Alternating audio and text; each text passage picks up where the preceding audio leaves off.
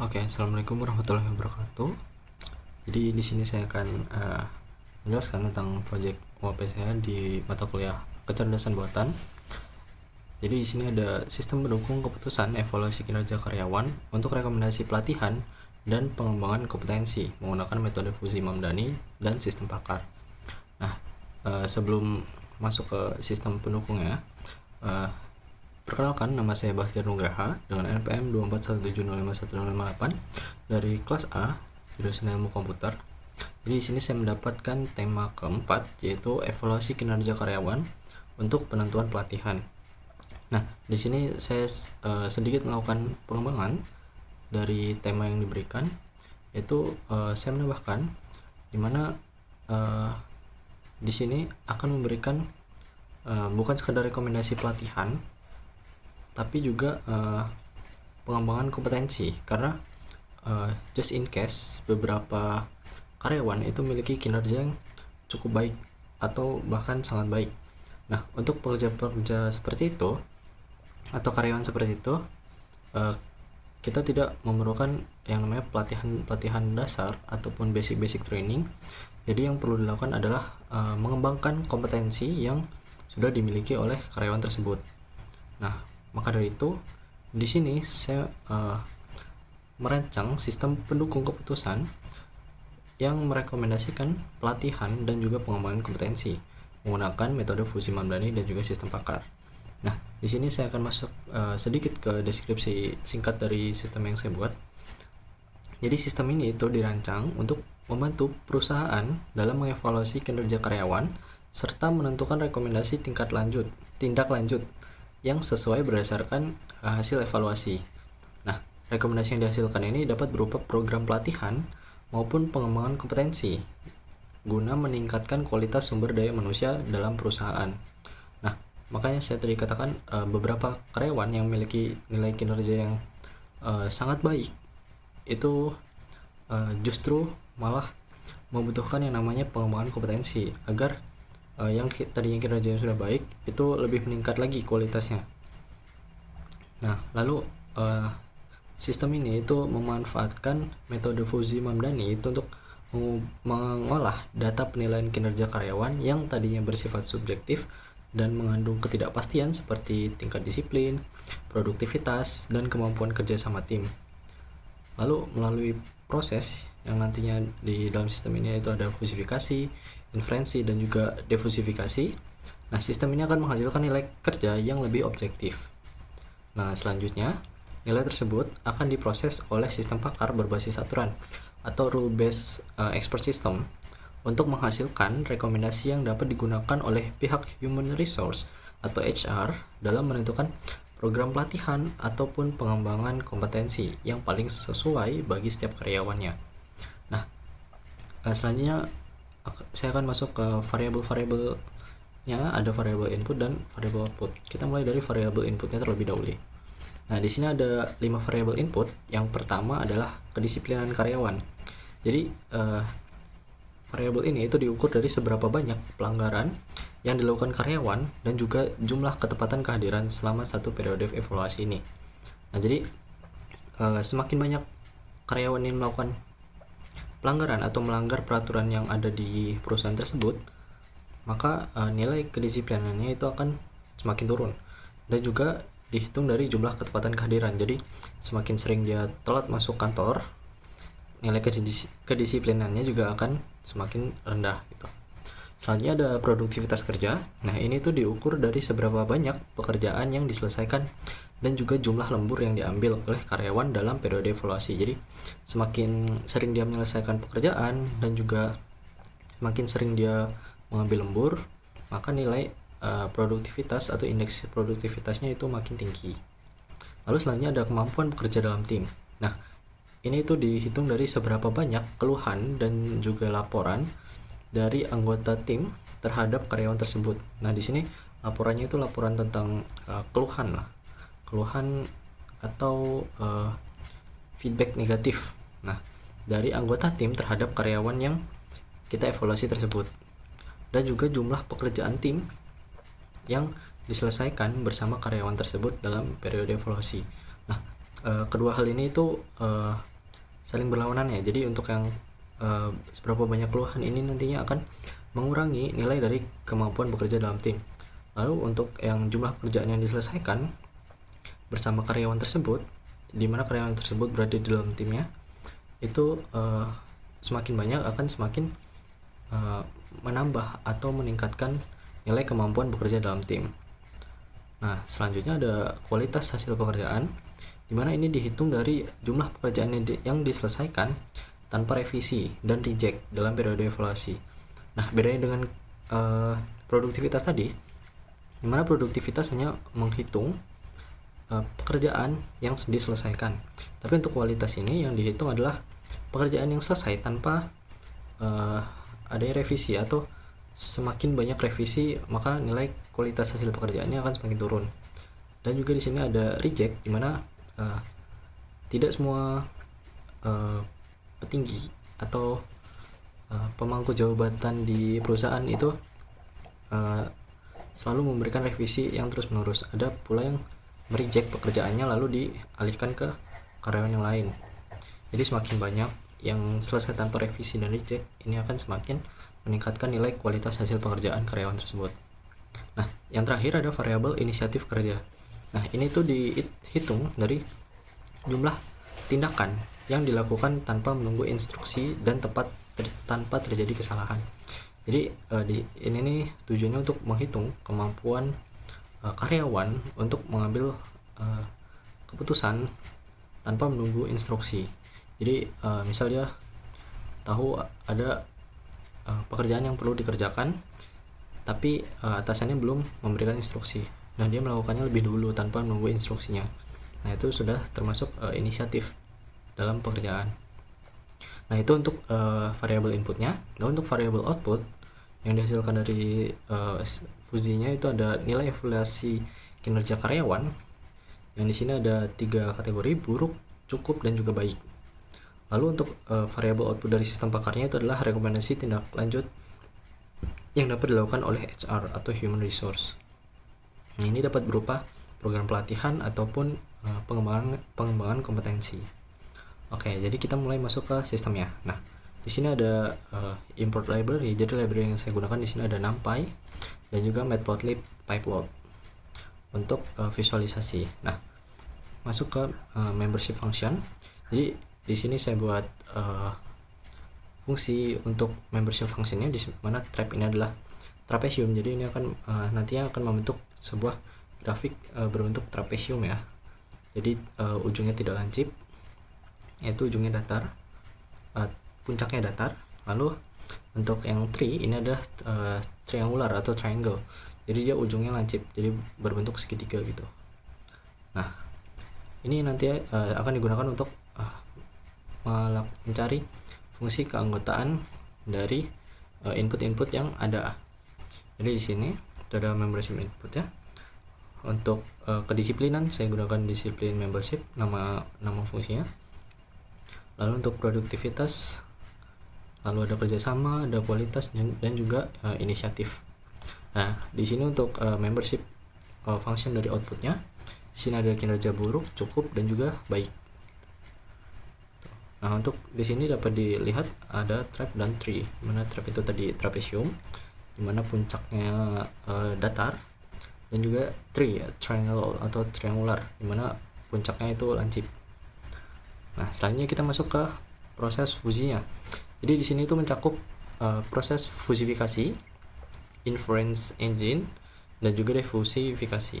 Nah, di sini untuk fusifikasinya dapat dilihat di sini, dimana ini mengambil inputan yang nanti akan dilempar ke fungsi proses fusi ini.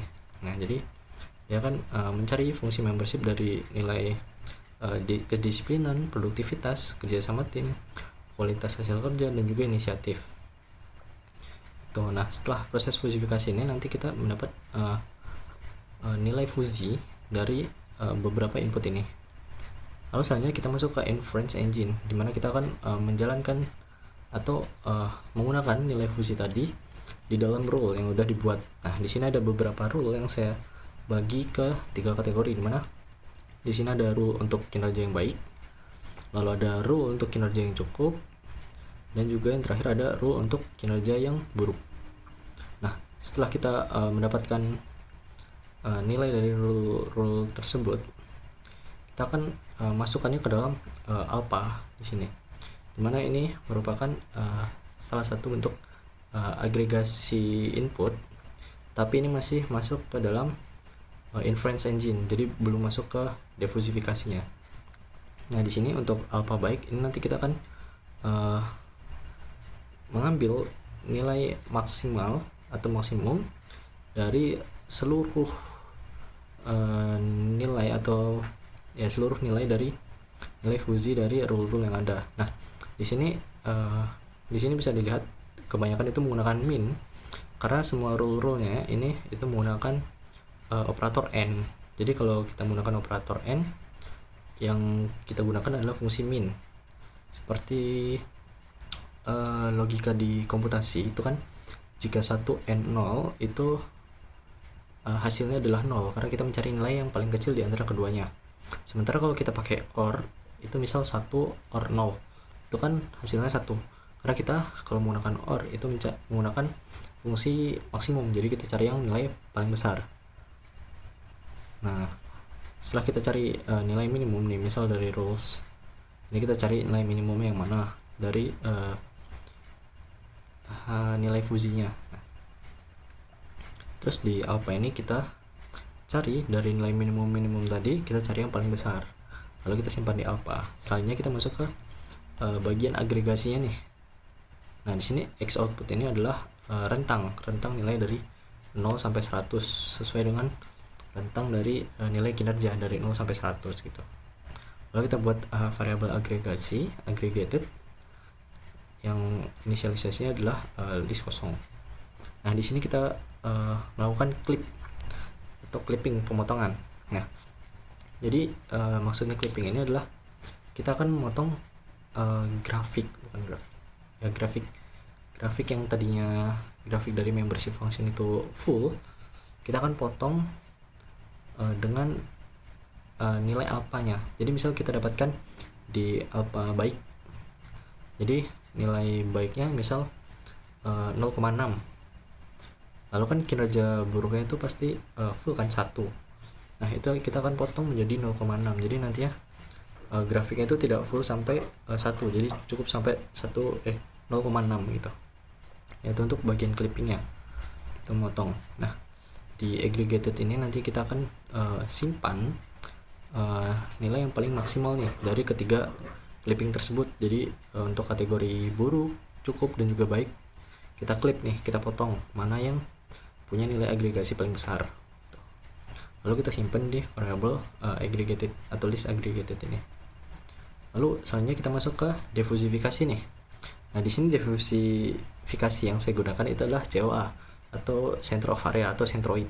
Nah, di sini ada dua variabel nih, numerator dan denominator. Nah, untuk numerator ini bisa dibilang pembilang atau dengan kata lainnya pembilang. Denominatornya ini adalah penyebut. Nah, di sini kita akan menjumlahkan ya sigma dari MO atau nilai dari aggregated ini, nilai maksimal dari semua clipping, kita kali dengan X-nya ini adalah rentang dari X output ini, rentangnya dari 1 sampai 100. Nah, itu untuk pembilangnya. Lalu untuk penyebutnya adalah jumlah dari aggregatednya gitu. Lalu untuk nilai kerja atau nilai dari kinerjanya itu adalah numerator dibagi oleh denominator, pembilang dibagi penyebut gitu. Lalu karena ini proses fusi ini itu dalam satu fungsi proses fusi, maka nantinya dia akan menghasilkan atau mengembalikan nilai. Di sini ada beberapa ya, berupa pertama nilai kinerja, kedua adalah X output yang berupa rentang outputnya, lalu ada aggregated, lalu alpha dari ketiga kategori buruk, cukup, dan juga baik. Nah, itu untuk proses fusinya. Lalu selanjutnya kita masuk ke sistem pakar nih. Nah, sistem pakar ini sini akan menentukan nih dari nilai yang sebelumnya itu apakah dia termasuk kategori buruk, cukup, dan baik di sini. Nah, lalu di sini ada beberapa rekomendasi yang diberikan oleh sistem pakarnya. Nah, di sini ada dua tipe rekomendasi aja. Yang pertama rekomendasi kategori, dan yang kedua adalah rekomendasi secara keseluruhan dari kinerja. Nah, untuk rekomendasi kategori itu maksudnya adalah ketika salah satu nilai dari dari input itu rendah, nah itu akan mendapatkan rekomendasi khusus atau treatment khusus yang mungkin bisa dipertimbangkan oleh HR atau human resource-nya. Nah, seperti di sini, D ini adalah disiplin, P ini produktivitas, K ini kerjasama tim, Q ini kualitas, dan I adalah inisiatif. Jadi untuk tiap input ini punya rekomendasi yang berbeda-beda ketika nilainya itu rendah. Nah, lalu untuk yang di bawah ini adalah rekomendasi untuk keseluruhan, jadi untuk nilai-nilai kinerjanya, jadi berdasarkan nilai kinerja hitungannya. Jadi nanti ketika semua inputannya itu nilainya tinggi atau cukup, maka saran-saran yang ada di sini itu tidak akan ditambahkan gitu. Lalu untuk yang di sini itu udah pasti ditambahkan karena dia akan membaca nilai dari kinerjanya. Jadi nilai kinerjanya walaupun 0 pun dia tetap akan dibaca di sini gitu. Nah, setelah ini kan semua kategorinya bakal disimpan dalam list. Nah, nantinya fungsi dari sistem pakar ini itu akan mengembalikan nilai dari rekomendasi per kategori atau per input, dan juga nantinya kategorinya itu buruk, baik, atau cukup. Nah, selanjutnya ada fungsi visualisasi. Nah, di sini nanti akan yang membership function nih. Nanti dia akan menampilkan 6 grafik. Jadi ada 6, 5 input dan 1 output gitu. Nah, selanjutnya adalah visualisasi dari diffusifikasinya. Nah, nanti di sini dia akan menampilkan nih grafik dan juga area agregasinya serta garis yang menunjukkan nilai skornya. Tuh. Nah, untuk yang terakhir ini ada dari main programnya. Jadi di sini saya buat sistemnya semua yang dilakukan itu dalam fungsinya masing-masing, dan nanti akan dipanggil di bagian mainnya di sini. Nah, di sini ada main untuk menerima input manual dari user di sini, dan inputannya akan diterima sebagai float data type gitu. Jadi tipe datanya itu float atau desimal lah, bisa koma, walaupun yang dimasukkan adalah angka bilangan bulat, tapi nanti kesimpannya tetap desimal walaupun koma 0 gitu. Lalu di sini ada validasi input, di mana di sini sudah diberitahu ya rentangnya itu hanya 0 sampai 100. Jadi ketika rentangnya itu di bawah 0 atau lebih dari 100, maka dia akan menghasilkan error yang nantinya akan menghentikan programnya secara paksa gitu. Nah, di sini kita bakal membuat beberapa variabel.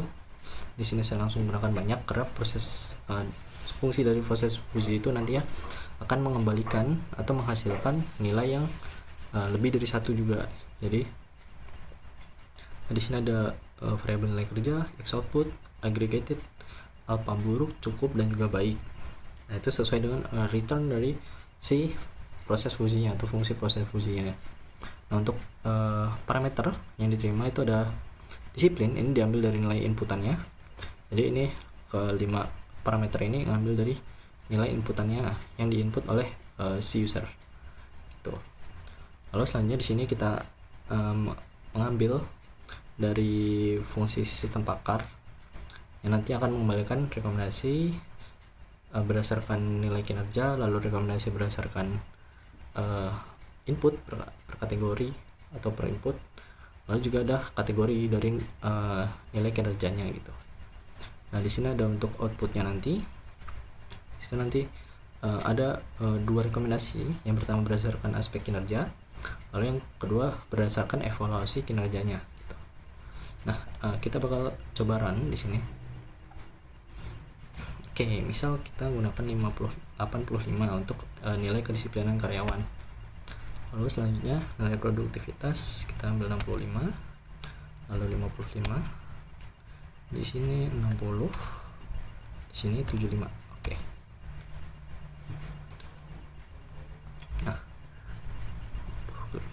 Nah, di sini bisa dilihat di sini ada hasil evaluasi kinerja karyawan. Di sini kebetulan banget nih. Hasil kinerjanya itu 50,00. Jadi kinerja karyawan ini tergolong cukup nih sebagai karyawan yang baik gitu. Nah, selanjutnya ada rekomendasi tindakan untuk human resource. Jadi untuk human resource lakukan ini ada beberapa rekomendasi dari sistemnya. Untuk yang berdasarkan aspek kinerja itu tidak ada, karena tidak ada aspek yang tergolong buruk atau rendah.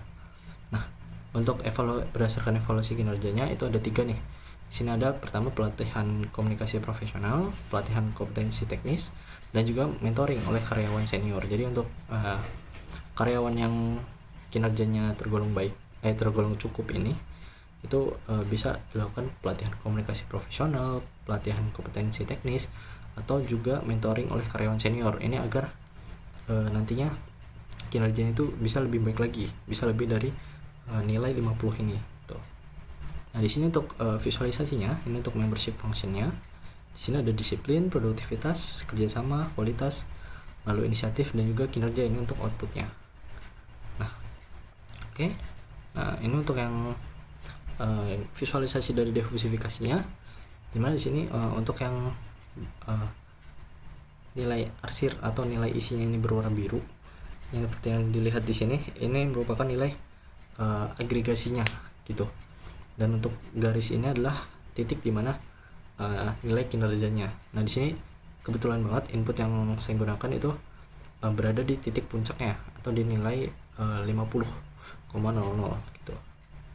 Nah, ini untuk hasil diversifikasinya.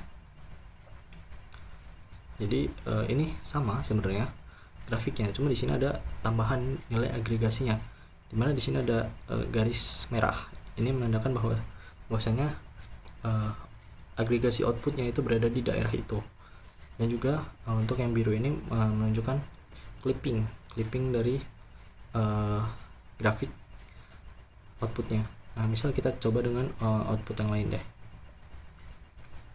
Kita gunakan misal 85, 75, 40, 65, 5, juga 60. Oke, kita cek di sini. Nah, di sini masih tergolong cukup ya. Tapi di sini ada beberapa rekomendasi berdasarkan aspek kinerja nih. Karena di sini kita lihat ada nilai kemampuan bekerja dalam tim itu 40, dimana ini di bawah standar sedang. Jadi dia ada di kategori buruk atau rendah di dalam nilai kemampuan bekerja dalam tim. Nah, di sini ada rekomendasi di mana HR bisa memberikan pelatihan kerja sama tim atau conflict management training, dan juga workshop kolaborasi tim untuk karyawan tersebut. Lalu untuk rekomendasi berdasarkan evaluasi kinerjanya itu ada seperti yang sebelumnya, karena dia masih tergolong karyawan dengan kinerja yang cukup memuaskan. Jadi ada pelatihan komunikasi profesional, ada pelatihan kompetensi indeks teknis, dan ada mentoring oleh karyawan senior. Nah, di sini kita akan lihat untuk grafik dari hasil diversifikasinya. Dimana di sini nilainya udah bergeser ya, dari yang sebelumnya 50, di sini input yang saya gunakan itu menghasilkan nilai kinerja 58,46. Nah, di sini kita lihat bahwasannya grafik dari agregasinya itu berubah. Jadi yang sebelumnya itu mengambil full daerah dari yang oranye ini atau cukup, sekarang dia berubah nih. Jadi seperti ini. Nah, karena dia menyesuaikan dengan hasil clipping yang dilakukan tadi, dimana dia kan clipping itu memotong dari grafik outputnya. Jadi di sini untuk grafik yang cukup itu dipotong sampai sekitar 0,7 sekian. Ini dipotong. Lalu untuk grafik yang baik itu juga dipotong di 0,2 sekian. Nah, di sini. Nah, keduanya itu digabung karena dia jadi satu agregasi. Nah, seperti itu. Nah, mungkin untuk penjelasan beserta demo dari sistem pendukung keputusan dari evaluasi kinerja karyawan untuk rekomendasi pelatihan dan pengembangan kompetensi menggunakan metode Fusi Mamdani dan sistem pakar oleh saya sendiri, Bahtiar Nugraha. Cukup sekian. Apabila ada salah kata saya mohon maaf. Saya akhiri. Wassalamualaikum warahmatullahi wabarakatuh.